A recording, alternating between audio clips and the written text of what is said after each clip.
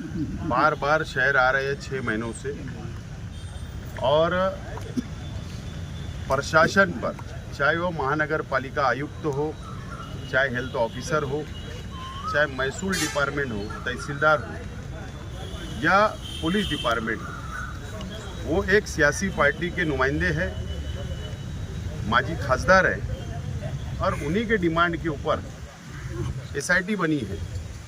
और वो दबाव बनाने के लिए आते हैं और दबाव बनाकर कुछ गलत करवाना चाहते हैं, तो कुछ गलत ना हो इसके लिए किरीट सोमैया यहाँ आकर गए, और उसके बाद हम यहाँ पर आए हैं।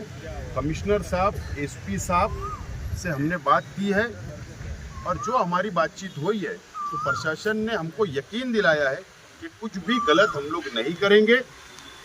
लेकिन किरीट सोमैया की जो दादागिरी बढ़ रही है, जो गुंडागर्दी बढ़ रही है, अब ये शहर बर्दाश्त नहीं करेगा। शहर का इम्तिहान किरीट सोमैया ना ले,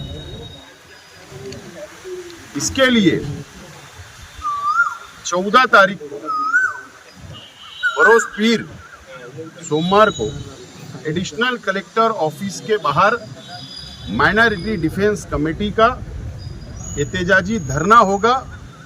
जो लोग जेल में हैं उनके परिवार के साथ, जो लोगों को नोटिसें गई है एसआईटी की तरफ से, उन लोगों के परिवार के साथ, और माइनॉरिटी डिफेंस कमेटी एक बड़ा एहतजाज करेगी किरीट सोमैया के खिलाफ। और जो गलत करवाना चाहते हैं और बाकी जो हमारे डिमांड्स होंगे वो उसी वक्त आप लोगों को बताई जाएगी, लेकिन एक बड़ा एहतजाज हमने तय किया है। किरीट सोमैया आम आदमी है, आपका है, प्रशासन पे दबाव बना के चले आता है, उसके बाद जो गुना दाखिल होता है और आरोपी उठाते हैं, डिफेंस कमेटी रोज ये ऊपर से दफा कर रही है, तो आप आज के बाद से अगला कदम क्या रहेगा? एसआईटी को बने 6 महीना हो गया, 10 जुलाई को मुकम्मल हो जाने वाला है। इस बीच में हजारों लोगों को नोटिस दी गई, सैकड़ों लोग जेल में हैं, उसमें शहर की औरतें भी जेल में हैं। माइनॉरिटी की लीगल टीम जो है वो कोशिश कर रही है, मगर आप देखेंगे सरकारी वकील जो है, सरकारी वकील हमेशा फैक्ट पे बात करता, जो है उस पर बात करता, मगर सरकारी वकील सियासी बात करते हैं, कोर्ट के अंदर भी और कोर्ट के बाहर भी।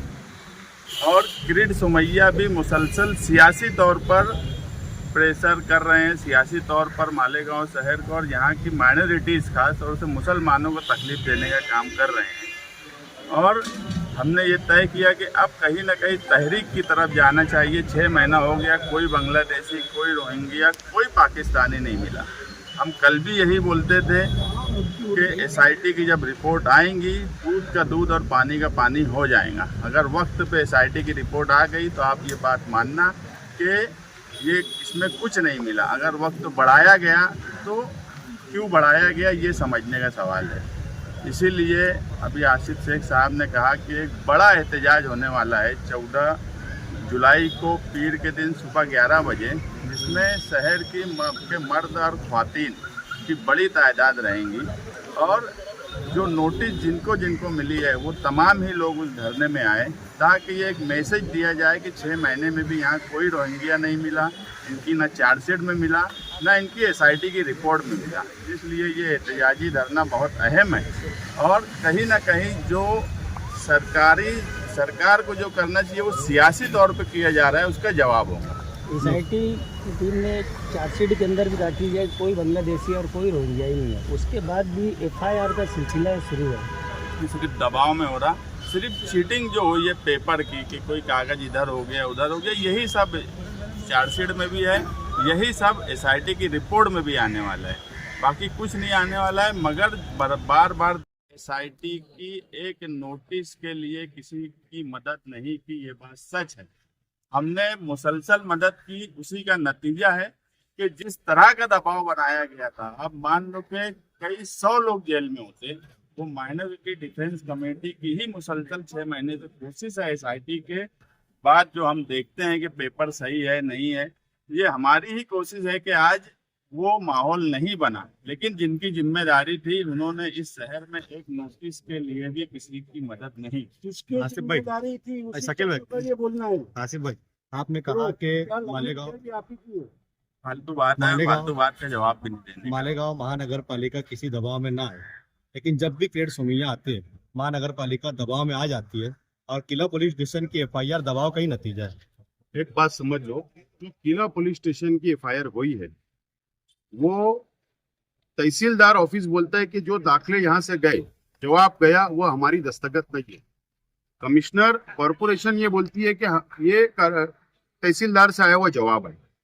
तो हम जो धरना दे रहे हैं, मैंने फिर कहा कि धरने के अंदर जो हमारा मेमोरेंडम बनेगा, हमारी डिमांड यही होगी कि वो सिग्नेचर की फॉरेंसिक जांच करवा ले।